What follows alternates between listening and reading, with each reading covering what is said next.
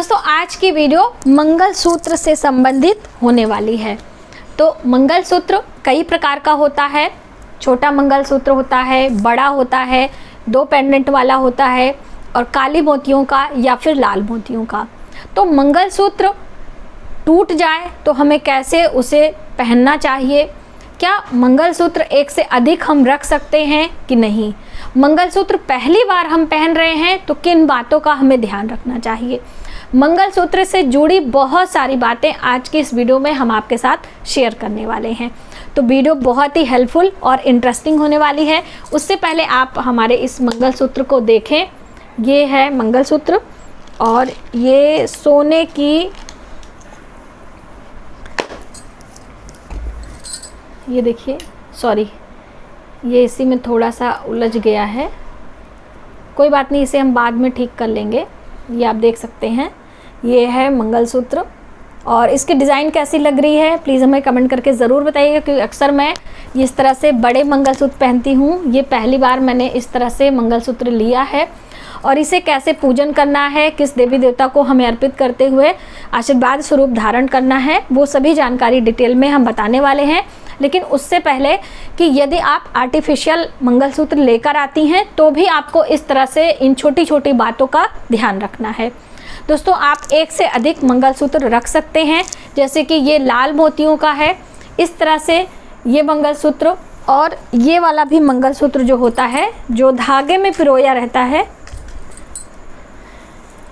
ये आप देख सकते हैं, ये वाला भी मंगलसूत्र। तो कोई भी हो, आपकी जो विधियां होनी चाहिए सेम होनी चाहिए, ठीक है। तो आपने जाना कि आर्टिफिशियल हो या फिर सोने का मंगलसूत्र हो, दोनों की विधियां सेम होती हैं पूजन अर्चन करने के लिए। अब देखिए, जब हम मंगलसूत्र पहली बार पहनते हैं, वैसे तो विवाह में पहनाया जाता है, बहुत सारे लोगों के आप विवाह में नहीं पहनाते तो आप बाद में भी लेके पहन सकते हो, ठीक है। अब पहली बार आप लेकर आ रही हैं तो ध्यान रखें कि वार में, शुभ तिथियों में, शुभ वार में किया गया कार्य हमारे जीवन में खुशियाँ लाता है।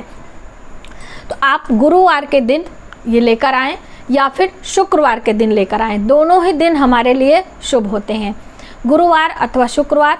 सोमवार के दिन भी आप ला सकते हैं, लेकिन पहले शुक्रवार के दिन, क्योंकि हमारे जीवन में शुक्र माँ लक्ष्मी से संबंध रखता है और माँ लक्ष्मी की कृपा हमारे ऊपर बनी होती है। तो हम आए दिन नई नई चीज़ें, चाहे सुहाग की हो, चाहे वस्त्र हो, चाहे कुछ भी हो, वो सौभाग्य हमें प्राप्त होता है।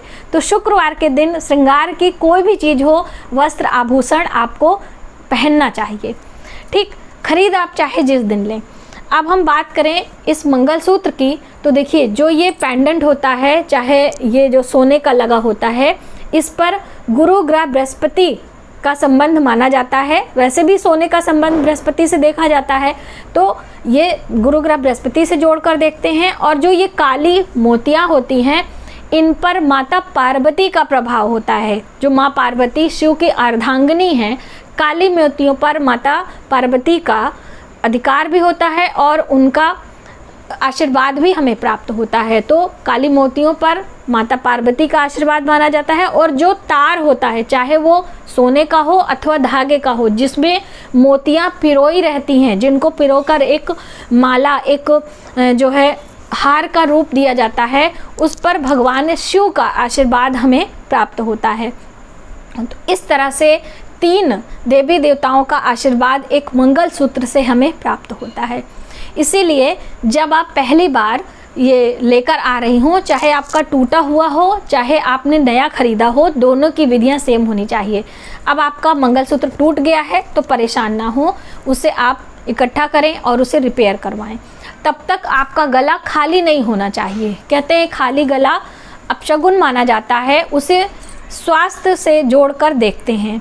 तो स्वास्थ्य की क्या समस्याएं आ सकती हैं, क्योंकि जो गला होता है, जब हमें इस पर कोई भी, चाहे आप चेन पहन रहे हो, धागा पहन रहे हो, हार पहन रहे हो, कुछ भी, इससे जो हमारी ये पीछे जो रीढ़ की हड्डी वाली नस होती है, जो मस्तिष्क को जोड़ कर रखती है, उस पर सीधा प्रभाव पड़ता है और जिससे हमारा मन मस्तिष्क अच्छे तरीके से कार्य करता है। तो इसीलिए नसों पर दबाव पड़ता है, गले में कुछ ना कुछ पहनने की सलाह दी जाती है। इसीलिए कहते हैं खाली गला हमारे लिए अपशगुन बताया गया है। इसलिए आप गले में धागा पहने।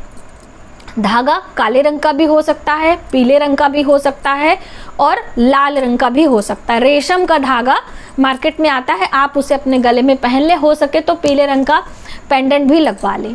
और जो ये हमारे पेंडेंट होते हैं ये डबल कुंडे वाले हमारे लिए ज़्यादा सौभाग्यकारी बताए गए हैं। तो आप जब भी मंगलसूत्र लेते हैं तो डबल कुंडे वाला लेंगे तो आपके लिए ज़्यादा अच्छा होगा। अब कई लोग एक से अधिक पेंडेंट रखते हैं, आपने देखा होगा ना, छोटा छोटा जो यहाँ से गले वाला होता है, तो उसमें भी विशेष बातों का ध्यान रखना चाहिए। विषम की संख्या में ये पेंडेंट होने चाहिए, या तो 1 होगा, या तो 3 होगा, या तो 5 होगा। 1, 3, 5 या फिर 7 की संख्या में ये पेंडेंट होने चाहिए। विषम की संख्या में, सम की संख्या में नहीं होना चाहिए। तो ये भी आपको ध्यान रखना है। और चाहे आप ये धागे में पिरोएं या फिर आप सोने के तार में पिरोएं, दोनों में कोई प्रॉब्लम नहीं है।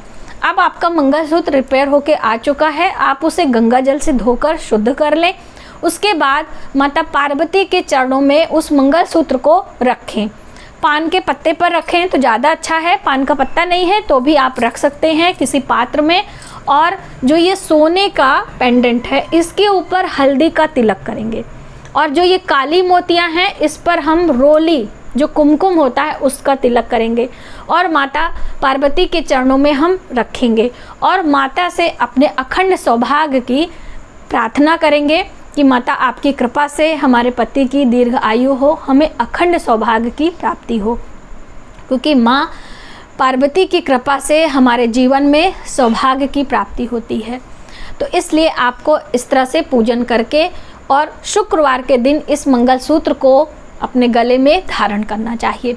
आप स्वयं से भी कर सकते हैं, अपने पति से भी धारण करवा सकते हैं, दोनों में से कोई भी आप कर सकते हैं, उससे कोई प्रॉब्लम नहीं है। नया मंगलसूत्र आप लेकर आई हैं, पहली बार आपने अभी शादी में, जैसे बहुत सारे लोगों के यहाँ पहनाया जाता है, तो कोई ज़रूरी नहीं कि सबके शादी में पहनाया जाए। अगर बाद में भी आप ख़रीदना चाहती हैं तो ख़रीद सकती हैं। और पहली बार आप लेकर आई हैं तो अपने कुल देवी को अर्पित करें। कुल देवी सभी के घर में होती हैं जिनका पूजन अर्चन हम करते रहते हैं, तो कुल देवी को आप ध्यान करते हुए माता पार्वती के चरणों में आपको रखना है। आप माँ पार्वती को पहना भी सकती हैं, जो फ़ोटो होती है आप उसी पे डाल दें। और कुल देवी अलग अलग होती हैं, तो कुल देवी जो माँ पार्वती होती हैं, भगवान शिव की अर्धांगिनी, उन्हीं का स्वरूप माना जाता है। अलग अलग कुल देवियाँ अलग अलग कुल वंश गोत्र के अनुसार बताई गई हैं, तो आपको ये सब ज़्यादा परेशान होने की ज़रूरत नहीं है। आप सिर्फ माता पार्वती को मंगलसूत्र पहनाएं। और जैसे मैंने आपको बताया कि हल्दी का सोने वाले पेंडेंट पे आपको तिलक करना है, कुमकुम का काली मोतियों पर धूप दीप दिखाना है और माता गौरी से अखंड सौभाग्य की प्रार्थना करते हुए आपको नया मंगलसूत्र कम से कम 3 दिनों तक पूजा मंदिर में आपको रखना है। यदि आपको ऐसा लगता है कि कोई चोरी हो जाएगा, कोई इस तरह की प्रॉब्लम है, तो आप एक ही दिन, एक रात्रि वहाँ पर रहने दें, दूसरे दिन आपको हटा लेना है। किसी डिब्बे में भी ढक कर रख सकते हैं, आशीर्वाद मिलता रहता है। और फिर उसके बाद शुक्रवार के दिन आप अपने गले में धारण कर सकते हैं। अपना पहना हुआ मंगलसूत्र किसी को हमें देना नहीं चाहिए। जैसे आपने पहना है और इसे उतार कर हमें किसी को देना नहीं चाहिए, या फिर किसी का पहना हुआ मंगलसूत्र हमें नहीं पहनना चाहिए। ये हमारे लिए शुभ नहीं होता है, क्योंकि मंगलसूत्र का संबंध सुहाग से होता है। मंगलसूत्र का संबंध हमारे पति की दीर्घ आयु से होता है, हमारे सौभाग्य में वृद्धि कराता है। इसलिए हम किसी के सौभाग्य को स्वयं नहीं ले सकते हैं, सौभाग्य को बांटा नहीं जा सकता है। इसलिए किसी और के मंगलसूत्र को आपको धारण नहीं करना है। तो इस बात का भी आपको ध्यान रखना है। और बहुत सारी महिलाओं का प्रश्न आया था कि क्या हम मंगलसूत्र उपहार में दे सकते हैं कि नहीं। तो बिल्कुल, अगर आपकी इच्छा है तो नया मंगलसूत्र खरीद कर आप उसे उपहार भेंट स्वरूप आप दे सकते हो, कोई प्रॉब्लम नहीं है। लेकिन पहना हुआ मंगलसूत्र आपको नहीं देना है। मंगलसूत्र माता गौरी से जोड़कर देखा जाता है। माता गौरी का अखंड सौभाग्य है। भगवान शिव बहुत ही प्रयास तपस्या से माता पार्वती ने उन्हें अपने पति के रूप में पाया है, इसलिए आप जब भी मंगलसूत्र पहने तो माता पार्वती को अवश्य भेंट करें और उनसे ऐसी कामना करें कि जैसे आपका अखंड सौभाग्य है वैसे ही हमारा अखंड सौभाग्य बना रहे, ऐसा हमें आशीर्वाद प्रदान करें। तो इस तरह से कुछ विशेष बातों का ध्यान रखते हुए यदि हम मंगलसूत्र लाते हैं और उनका पूजन अर्चन करके पहनते हैं तो निश्चित ही हमारे जीवन में सौभाग्य की वृद्धि होती है, माता पार्वती की कृपा हमें प्राप्त होती है और हमारे जीवन में खुशियाँ ही खुशियाँ आती हैं। तो आज की वीडियो में बस इतना ही। यदि हमारी जानकारी आपको थोड़ी सी भी हेल्पफुल लगे तो प्लीज़ हमारी वीडियो को लाइक करें, शेयर करें ज़्यादा से ज़्यादा लोगों में और सब्सक्राइब कर लें नए वाले आने वाले वीडियो के लिए। तो मिलते हैं एक नई जानकारी के साथ नए वीडियो में, तब तक आप अपना ख्याल रखें। जय माता दी।